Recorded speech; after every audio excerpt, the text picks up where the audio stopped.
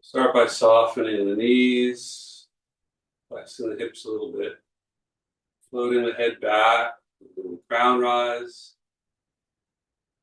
and back round, spreading the hands and feet. Feel that the back is gently closing the deep chest, tailbone sink under the body, the tongue at the roof of the mouth, the tailbone very lightly lifted. Let the weight sink, breath begin to gather in the abdomen.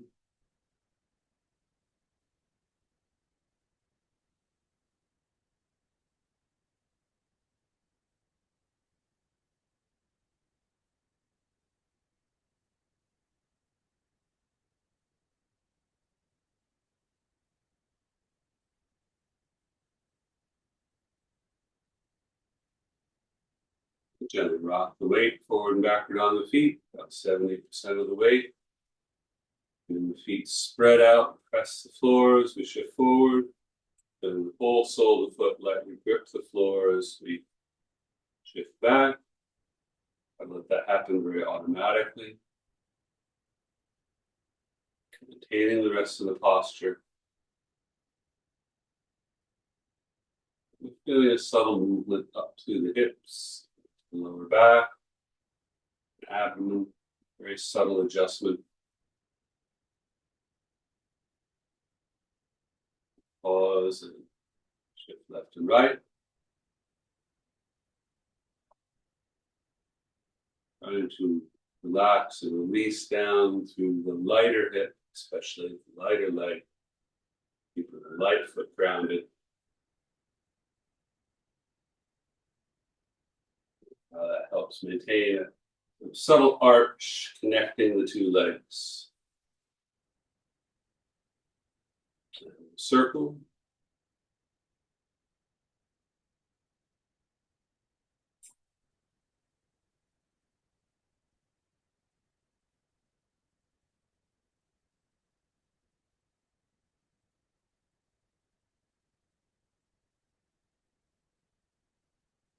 Pause. Reverse.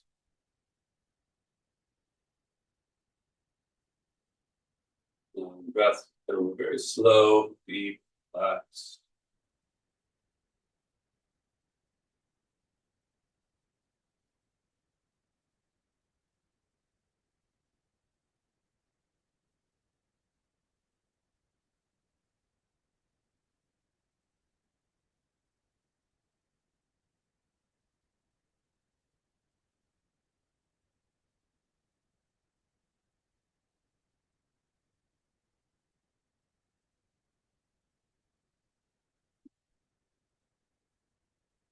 And a little deeper, maybe a slightly wider step.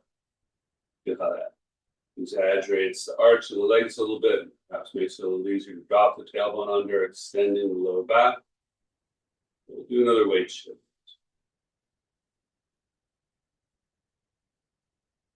And give a little extra attention to the lighter leg.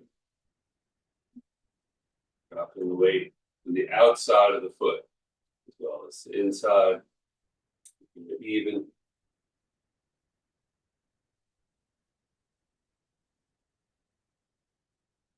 Pause in the middle, we'll turn, opening up that back hip, folding into the other hip.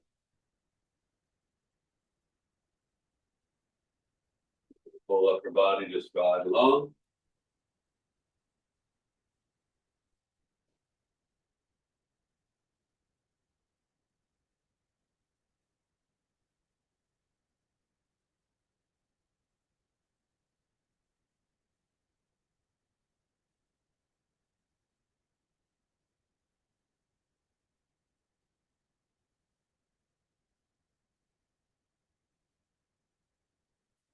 Shift and turn. If it's comfortable, again, we can take a wider step. Challenge that back hip a little bit more. And relax and open up.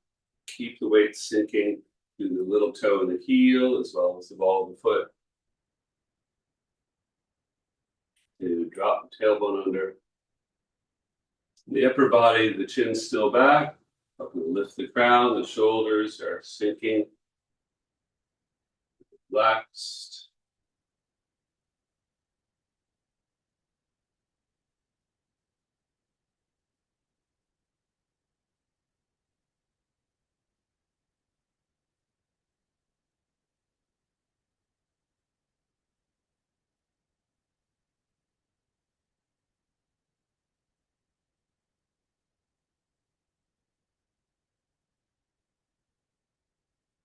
Reverse the turn.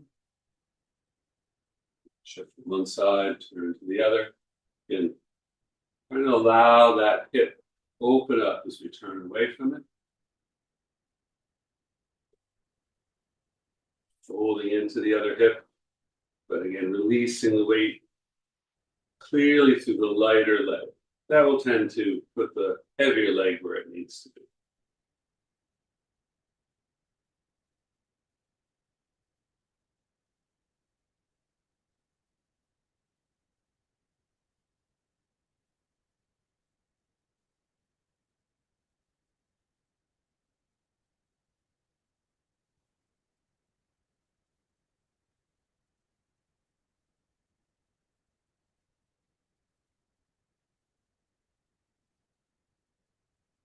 Turn out, toe, shift forward. Not too much hip turn now. Keep the hips neutral, but again, release to that back leg. Bow stance, front weighted stance.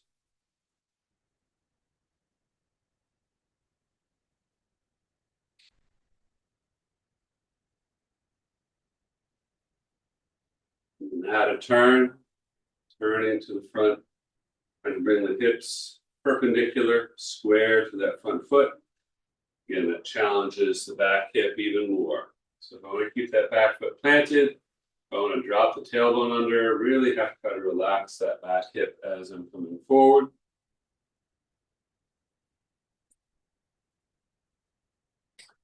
Kind of thing I can always use a little improvement. Require some gentle attention.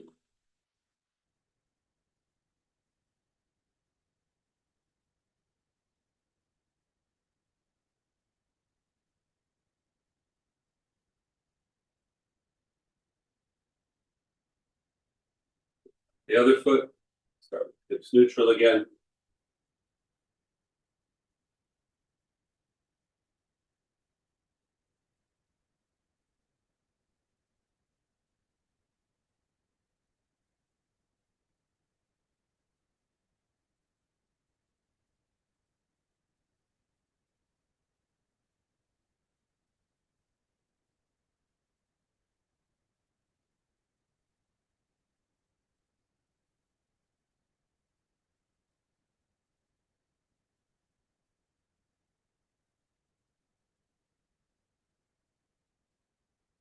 Turn to the front.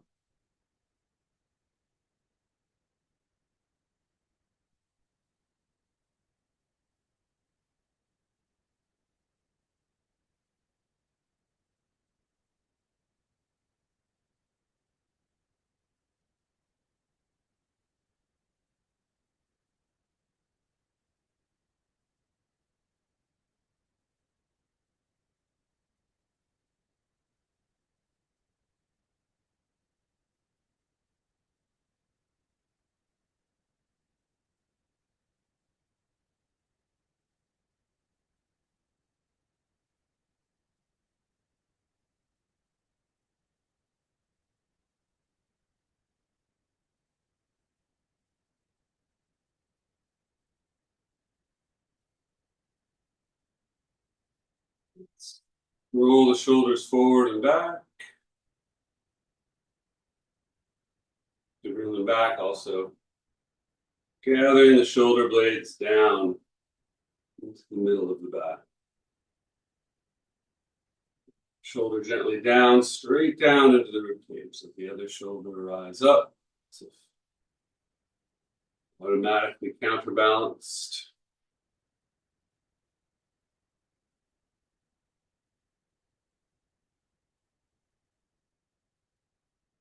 Big roll.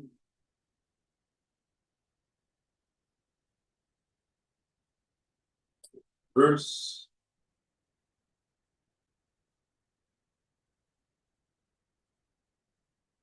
Reach up, sinking the shoulder blades again. So shoulder blades down as the hands rise.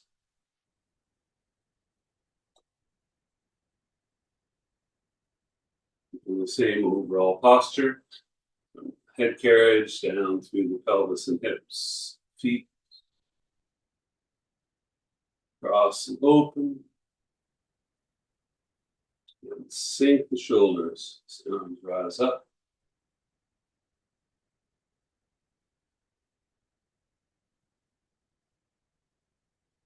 A little wider stance. Cross the arms. Open up. And squat down. Rising up, the shoulders are sinking as I come up. Squat down gently.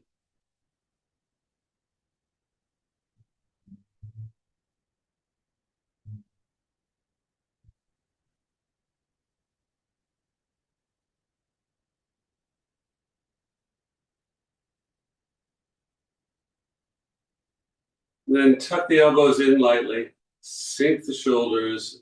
Push forward through the fingertips as we continue to try to sink the shoulder blades into the back.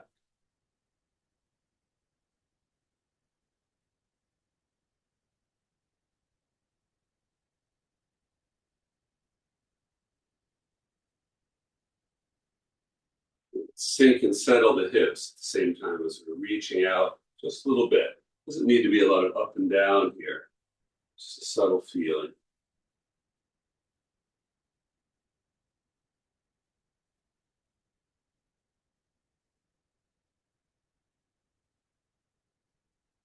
And then if we toe out, again, we're going to be shifting the weight and turning. And we've been working a little on that brush knee position. So as the weight shifts forward, the hips square up, letting the body drive the hand. So while the elbow's extending a little bit, it's really coming from that back knee. Let the knee drive the elbow. But at the same time, sink the shoulder and sink the hip. So the shoulder and hip connect. They're doing the same thing. That allows the elbow and knee to start to connect. And that'll deliver the force, right? And that feeling of releasing the weight through that back foot very evenly and delivering something to that front hand for free without a lot of muscular effort. The lower hand, that elbow is also extending a little bit. So that palm's facing the floor. It ends up right by the seam of my pants.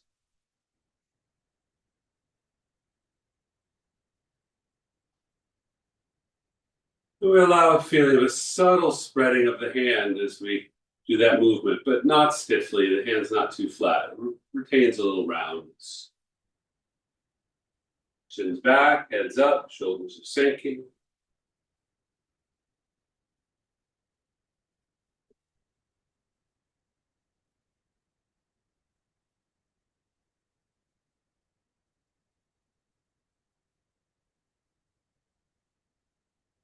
It's all about warm up the foundation exercises we did for the lower body and then for the shoulders. They're all working together now.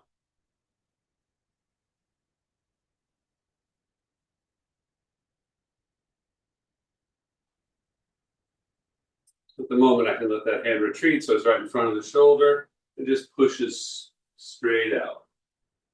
But that quality of sinking the shoulder at the same time, like the shoulder is a counterbalance to the hand, is really crucial.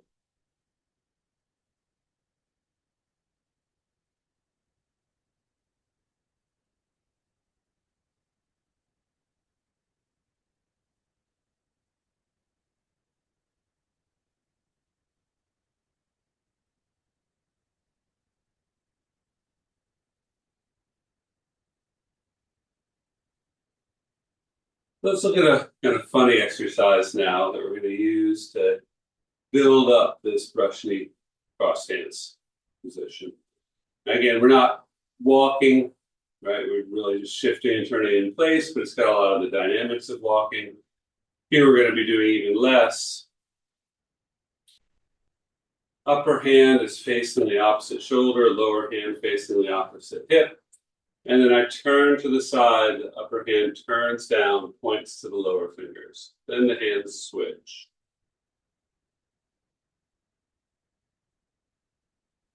Come back. The upper hand is pointing down at the lower hand. As I drop that hand further, the other hand comes up. So again, the feeling of a counterbalance, this time connecting the two arms. Come back to center, hands are both centered, right in the center line of my body. The upper hand's facing the opposite shoulder. The lower hand's turned the same way.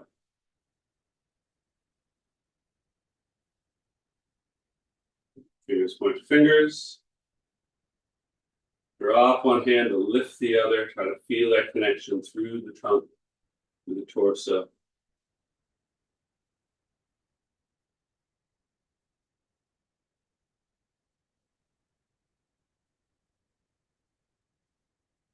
There's not a lot of hip turning here. This one is a little bit more from the waist area. So before we were trying to avoid much of a waist turn. I'm doing it all from the hips. Here, there's not a big hip turn. The movement of the hips quite subtle. Again, the shoulders are always sinking down into my back. So as I lift this hand, the shoulder doesn't come up with it. Shoulder is sinking down. That becomes even more important as I add the last little detail here, which is after the hands are in center, if the upper hand doesn't drop down right away, it actually keeps coming up a little bit more, and the lower hand dropping slightly before they turn. And that actually adds quite a bit to the exercise.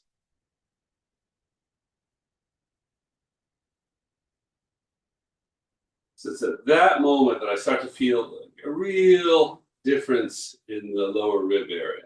Start to feel some of that counterbalancing movement, an up-down movement. It's not a counterbalance, I don't feel it in the shoulders. Shoulders are both sinking. I feel it down deeper in the body. If I just, right, if the up and down stops here and starts to reverse, I'm not likely to get much of that feeling. If I go just a little further, get a little more separation, then after a while, I'll start to feel it.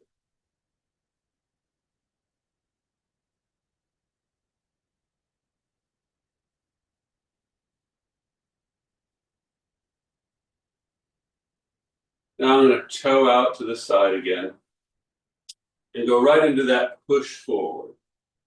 As I sit back, I'm going to drop that hand, let the other hand come up. So again, I see that counterbalance. Upper hand's facing the opposite shoulder again. So it's very much like what we were doing a moment ago. And then drop that lower hand a little bit more. Feel the upper hand lift slightly and look back. There, the fingers are pointing the fingers.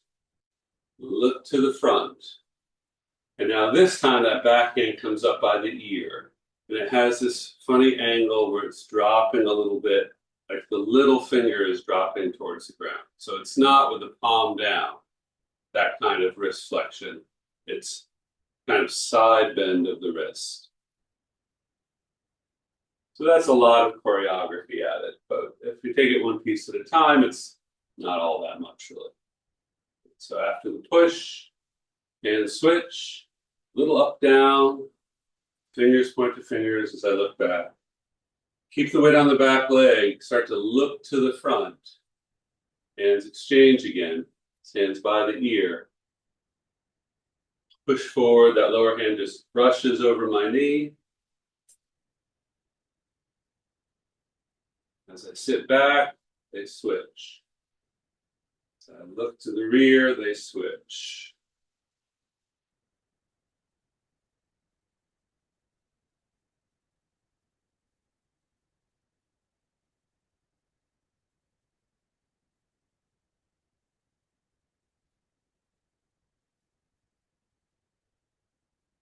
Lift the eyes a little bit, then look back at an angle, right along the hands. Looking to the front, that back hand comes up, eyes a little down, and that helps coordinate that slight bend, that side bend of the wrist. Start to sink the weight into that front leg. Gaze is still a little down. Then I look up and out to the horizon. Now I just have a feeling of guiding the movement and then looking ahead, guarding a little bit.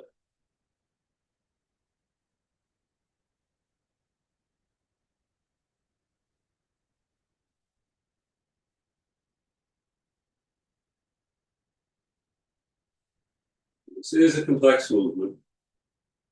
Just take it slow and try not to worry about it.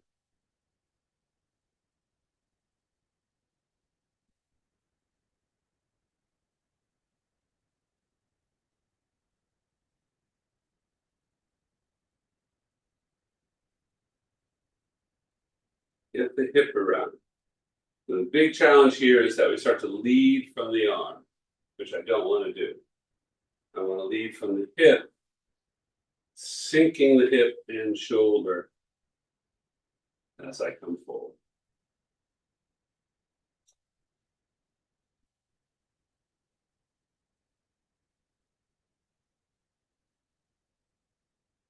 And if any of these little details you're forgetting about it, don't worry about it. Work on the big things first.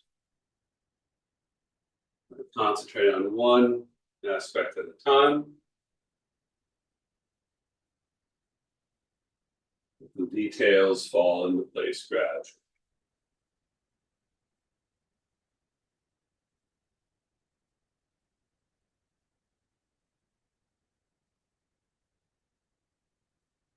Let's come back to the front horse riding stance. You can wait.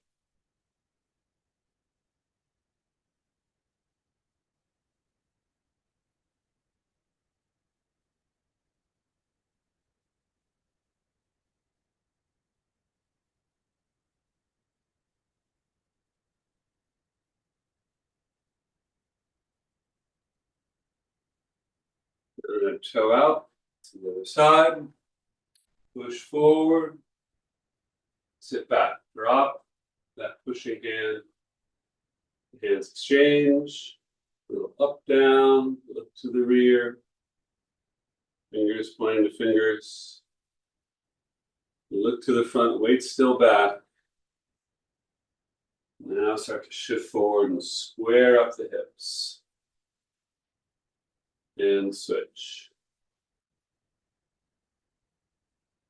And switch.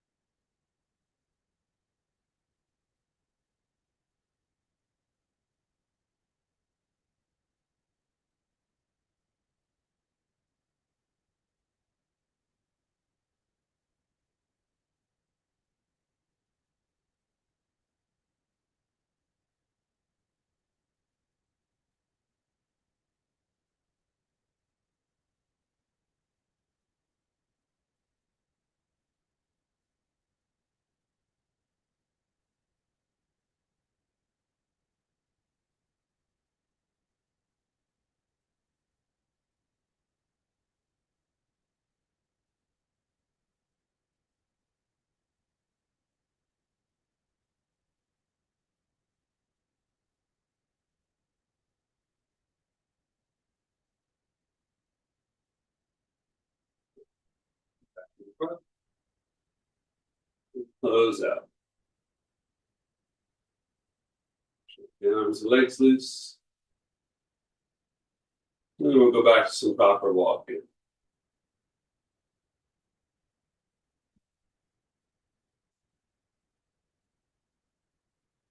So the weight on that basic posture.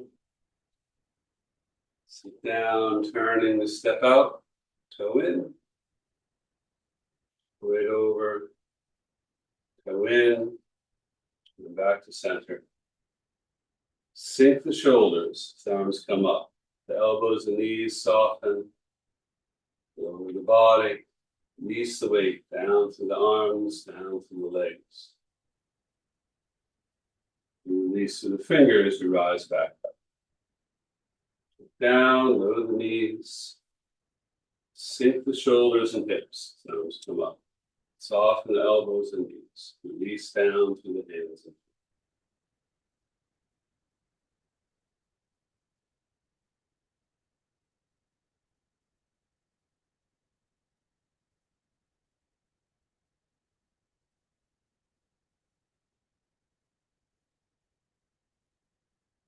Do it once more, and this time we're going to stay down. This sets our height for all the walking. As I turn out, so let that hand scoop up. The weight and step up, feet parallel, looking to the front a little bit. My front now being in this direction. Step out, sink down a little. The eyes a little down, and look up and out to the horizon. And again, we're going to square the hips up. Get them as close to perpendicular to that front foot as we can without forcing it. So really relax the hips, let that back leg open up a little bit. Sit back, toeing out, shoot forward, again, stretch out that back leg, and then step up, feet parallel. Hardly any weight in that foot. In front, step up.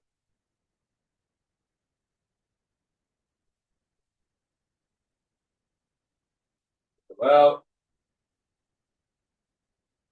Just on the ball of the foot here. Looking to the front, starts my body turning a little bit. That back hip is like a counterbalance. It's sinking down. It doesn't, if I look to the front and I turn a little bit, that hip doesn't come with me, that back hip. That back hip stays back as I turn to the front. The little turn to the front helps me swing that leg out, get a properly wide step. Hips width. And sink that upper hand down to lift the lower. Let them connect to the trunk.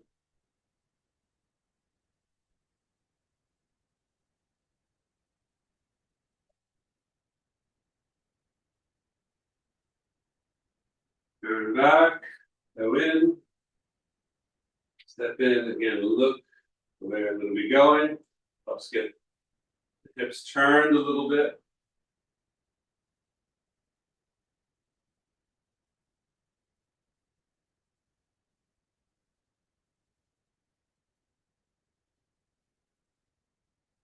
The weight arrives forward and the hips square up at the same time. Everything arrives at the same time. Toeing out as far as is comfortable without letting the legs get twisted. Opening up from the hip.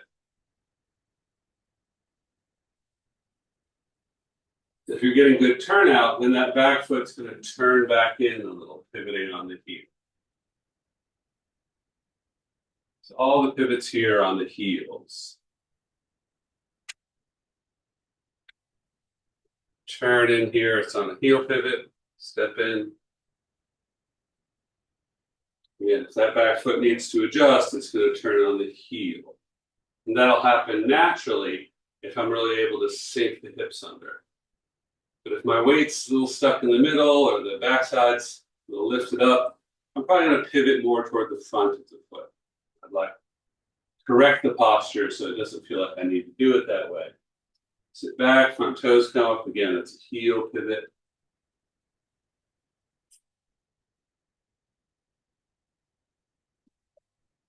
gliding along all one height.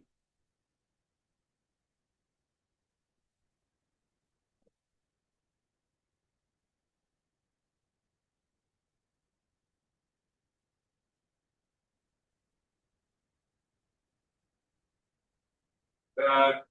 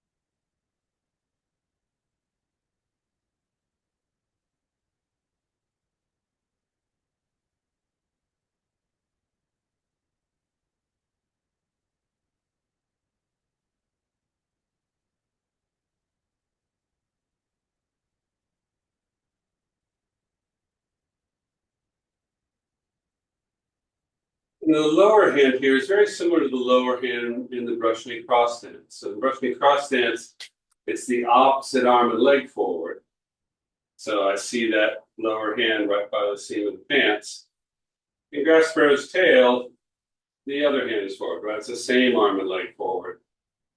But that lower hand's not going to be all the way back by the hip crease because that's my back leg, but it's moving in that direction. So it's got a very similar feeling.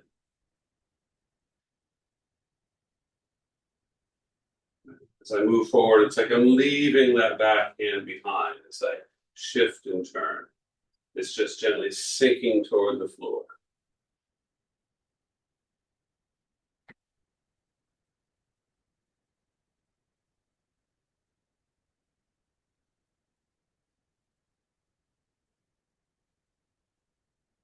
So this gives me that counterbalance feeling. And that's what we're working in with all these arm movements, the same feeling. If I was doing wild horse parts its main, which we worked on for a few weeks, it's the same idea. That lower hand's really identical to grass sparrow's tail. This arm is rounded or embracing. Here, that forward arm is reaching out, but the lower hand, practically indistinguishable in its position. And it's that sinking down of the rear hand that helps in part lift to the front hand.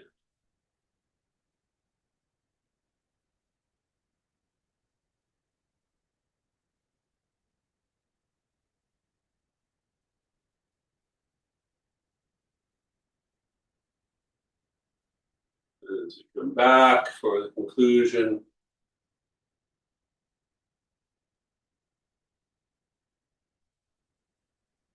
we don't see the same left-right counterbalance. Simpler kind of organization.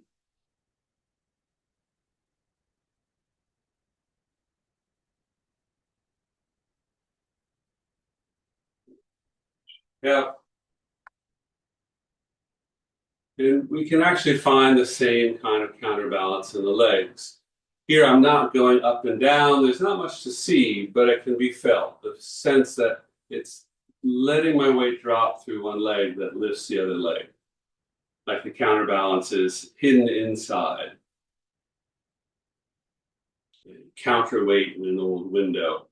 You don't see the big weight inside the window casing, inside the frame.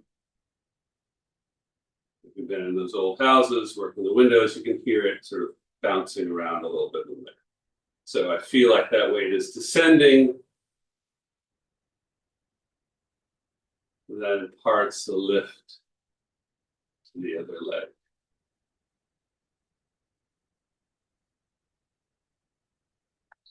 Free walking in place. Make sure everything stays relaxed.